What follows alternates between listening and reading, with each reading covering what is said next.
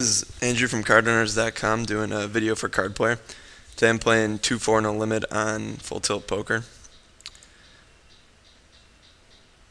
I've played some hands with both Peanut Man and Suited Magic.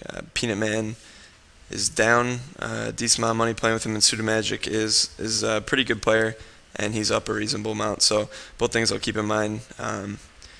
I prefer having the bad player, to my left opposed to having a good player to my left. So my position on the table right now is pretty good.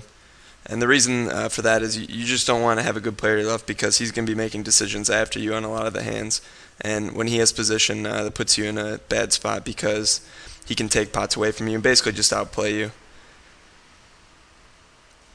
So with the way it is right now, I'll have position on Suited Magic in a few of the hands, and that's definitely to my advantage. So already seeing a big pot play out right here. Just a standard continuation bet made by Peanut Man, and Suited Magic's gone ahead and raised it up. And Suited Magic's he's an aggressive player, but he's not one that gets too out of line. So I would think he probably had a pretty good hand in that position.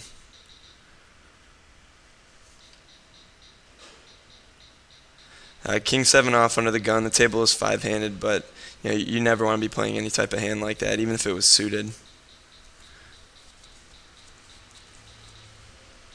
No, so far the table's playing pretty fast. People raising a lot of hands. The way that the table's playing should dictate, what type of hands you play, how you play. When the table's raising a lot of hands, I'll be more apt to go ahead and re-raise with maybe weaker hands and try and keep the people in line. Because if you just let them run over the table, it's going to put you in a bad spot, and it's going to let them win more pots than they should be winning.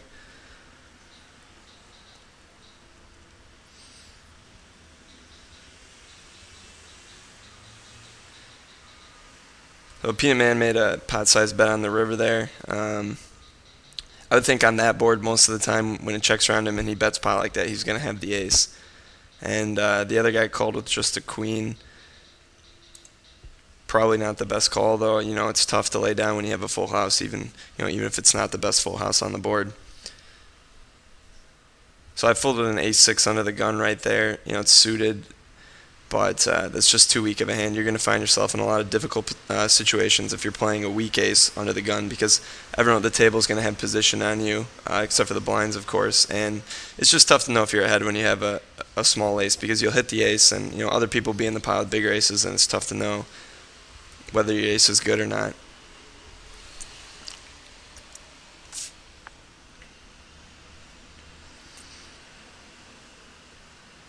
The general strategy when you're playing a limit like mid-limit 1-2, 2-4 is you just want to play tight, put yourself in good positions, or put yourself in a good spot when you're in position. With pretty reasonable cards. A lot of people think you need to be mixing it up, playing a lot of hands, and that's just not true, especially when you're playing the mid-limits. At the higher limits, sometimes you need to mix it up more because your opponents, they're more observant and they're better players. But when you're playing down here, most of the players are pretty straightforward or weak players, and you're going to do just fine playing a straightforward strategy.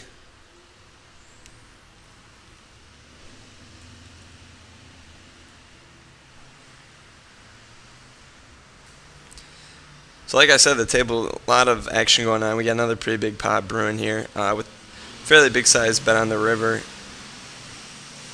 Now, when Peace Train goes ahead and check raises the river here, especially when the board is paired like this and the straight is made, I don't think he's bluffing here too often. Hap Tizzle made a pretty strong bet, betting about 3/4 of the pot on the river. So with everything in mind there, I'm pretty sure Peace Train had a big hand. I got a pair of 9s here in the small blind. This is the type of hand where when I see position raises like this, I'm going to go ahead and 3-bet most of the time. And when I'm out of position, I like raise a little bit more than pot, so I'm going to make it 54 here.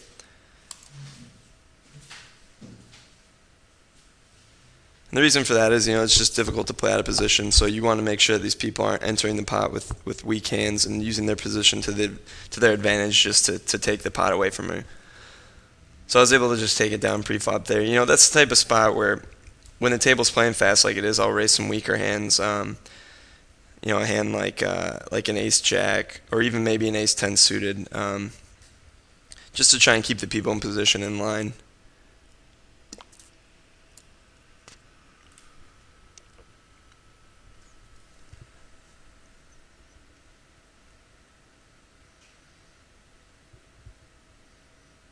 When you see someone like Peace Train raising in the cutoff, his range of hands that he could be raising here is just so wide that you got to think that Hap Tizzle, when he three bets him here, knows that, and so his range is probably fairly wide as well. That's just the way the games are playing these days, and you have to keep that in mind. 6 months to a year ago, people weren't raising as many speculative hands, so if somebody raised in position, generally they had a stronger hand than they do now, and when someone three bet out of the blinds, usually they weren't just doing it with air, whereas you see that a lot these days.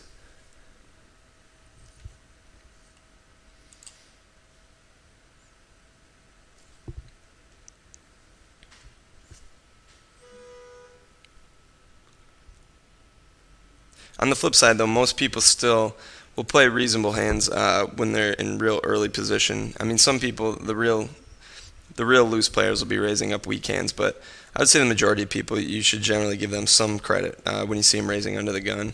So, like when you saw Peace Train raise that last hand, I would say his range isn't incredibly wide. He's probably got a pretty reasonable hand there. A queen 10 off in the big blind can be tricky because it's going to be tempting to play the hand, but since you're going to be out of position, depending how it plays out, most of the time you're probably going to want to get away from it.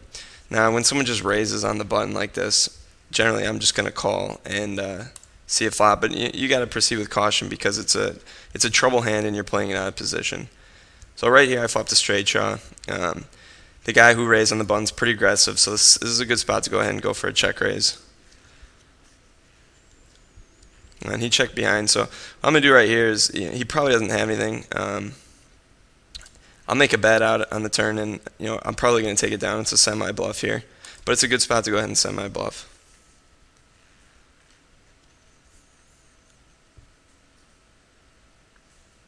Because a lot of times if I have like a king, I'd check the flop to him since he was the pre-flop raiser, and even a jack, and he would know that, so when I go ahead and bet out the turn, I can basically represent a king or a jack and get him to fold out whatever he has.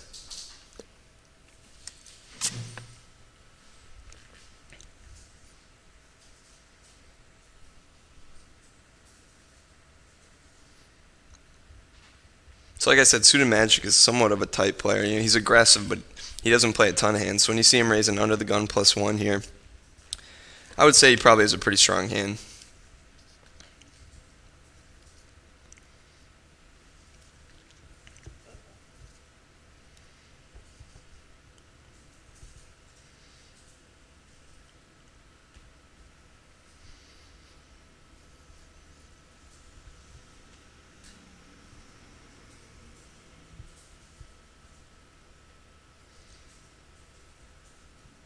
A lot of times when it's full to me on the button, I'll open up with fairly weak holdings. But a hand like that, I'm just never going to be opening.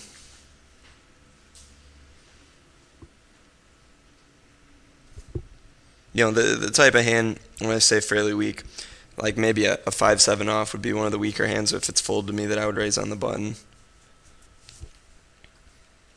Now it's fold around to me here in the cutoff with the 6-4 suited. This is a spot where I like to go ahead and raise it up. But if Peace Train does come ahead and raise in front of me, I'll probably just fold the hand.